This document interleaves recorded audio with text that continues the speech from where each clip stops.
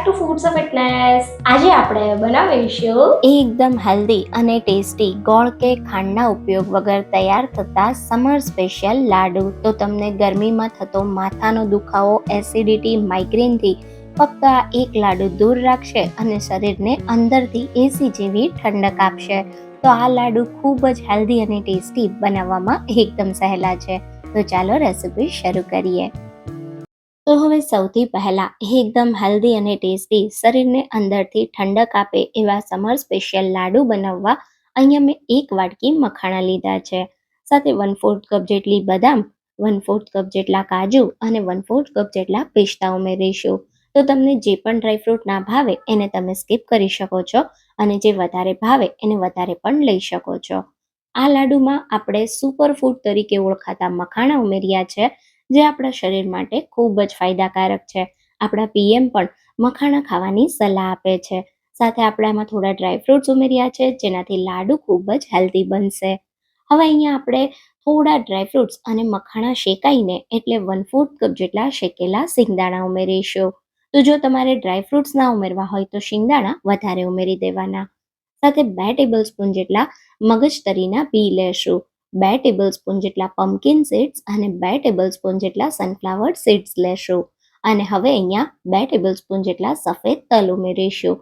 તો બીજ ખાવાના ફાયદા તો આપણે બધા જાણીએ છીએ. દરેક પ્રકારના બીજ આપણા શરીર માટે ખૂબ જ હેલ્ધી છે.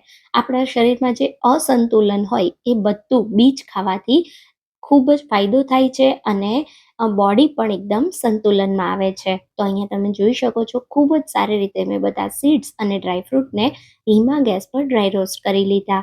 તો અહીંયા આપણે કોઈ ડ્રાયફ્રૂટ્સનો કલર ચેન્જ નથી કરવાનો.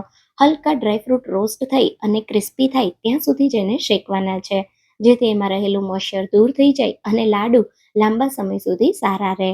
તો હવે ડ્રાયફ્રૂટ સરસ શેકાઈ ગયા છે, તો એક બાઉલમાં કાઢી થોડી વાર ઠંડા થવા દેશું. હવે આ લાડુ બનાવવા માટે આપણે અહીંયા અડધા કપ જેટલું ઘી લેશું અને ઘીને ગરમ થવા દેશું. થોડું ઘી ગરમ થાય એટલે આ લાડુને સુપર હેલ્ધી અને સુપર ટેસ્ટી બનાવવા હું રાગીનો લોટ વાપરું છું. રાગી જેની તાસીર ઠંડી હોય છે અને રાગીમાં ભરપૂર માત્રામાં પ્રોટીન, ફાઇબર, કેલ્શિયમ અને આયરન રહેલા છે, જે હાડકાને મજબૂત બનાવે છે અને આપણા શરીર માટે ખૂબ જ રાગીનો લોટ એ ફાયદાકારક હોય છે. તો જે લોકો ઘઉં નથી ખાતા અથવા તો જે ડાયાબિટીસ પેશન્ટ છે એ પણ રાગીનું સેવન કરી શકે છે. તો રાગીને આપણે ઘીના સાથે સારી રીતે મિક્સ કરી અને ધીમા ગેસ પર રાગીના લોટને શેકી લેશું. રાગીનો લોટ તમને કોઈ પણ કરિયાણાની દુકાને આસાનીથી મળી જશે. રાગીના લોટને ધીમા ગેસ પર શેકાતા લગભગ 3 થી 4 મિનિટ જેટલો સમય થશે. 3-4 મિનિટ થશે ને એટલે ખૂબ જ સરસ શેકાવાની સુગંધ આવશે અને જે લોટ કોરો હશે ને એ આવો સરસ ઘીવાળો એટલે કે એકદમ ભીનો દેખાવા માંડશે. આ લોટને તમે ખાઈને પણ ચેક કરી શકો છો. લોટ ખાતા સમયે સહેજ પણ કચાશ ન લાગે, મતલબ લોટ પરફેક્ટ શેકાઈ ગયો છે. તો તમે જો આ સ્ટેજ પર આવું થોડું ઘી છૂટું પડતું દેખાય ને એટલે ગેસ બંધ કરી આ શેકેલા રાગીના લોટને આપણે એક પ્લેટમાં ટ્રાન્સફર કરી દેશું. હવે આ લોટને થોડી વાર સાઈડ પર રાખીએ.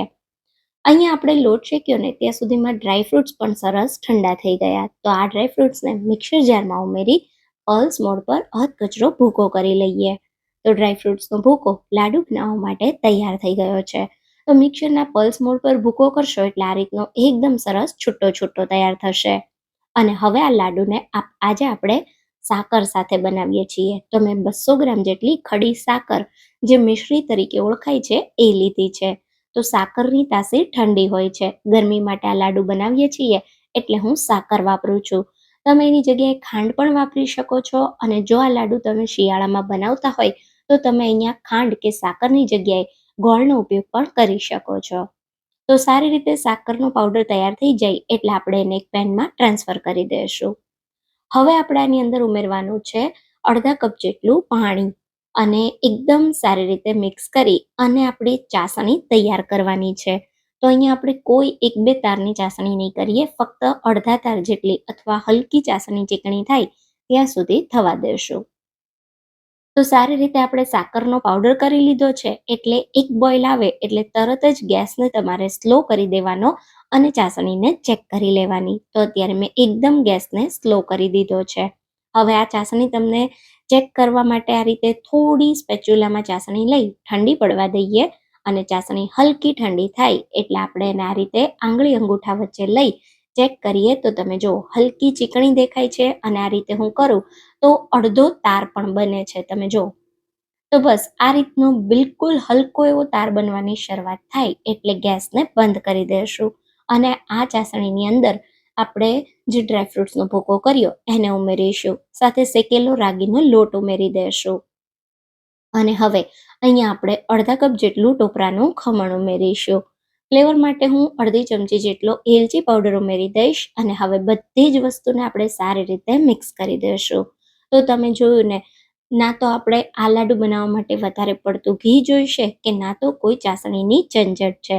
એકવાર આ લાડુ બનાવી તમે મહિનાઓ સુધી સાચવી શકો છો અને એટલા બધા ટેસ્ટી લાગે છે કે બાળકોથી લઈ નાના મોટા બધા માંગીને ખાશે.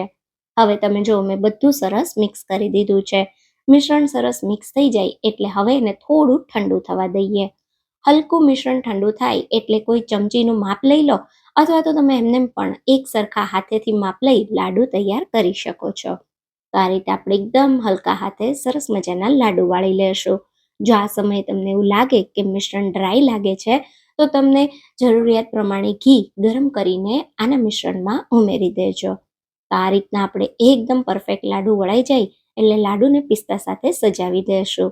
તો આ લાડુ એટલા બધા હેલ્ધી અને ટેસ્ટી છે કે તમને શરીરમાં થતો માથાનો દુખાવો માઇગ્રેનથી દૂર રાખશે, સાથે અંદરથી શરીરને ઠંડક આપશે. તો એક કરી તમે જોઈ શકો છો મેં બધા જ લાડુને બનાવી લીધા છે. તો આ લાડુને તમે કોઈ પણ એરટાઇટ કન્ટેનરમાં ભરી બહાર 5 થી 6 દિવસ સુધી અને ફ્રીઝમાં મહિનાઓ સુધી સાચવી શકો છો. લાડુ બિલકુલ ખરાબ નહીં થાય અને ઠંડા થશે ને એટલે બાળકોને તો તમે ચોકલેટ લાડુ તરીકે પણ આપજો, એમને બહુ જ ભાવશે. આ લાડુ મોઢામાં જ મૂકતા પીગળી જાય એવા સોફ્ટ અને સ્વાદમાં સુપર ટેસ્ટી બને છે. તો એકવાર તમે જરૂરથી ટ્રાય કરજો અને તમને આ રેસિપી કેવી લાગી એ મને કમેન્ટમાં જરૂર જણાવજો.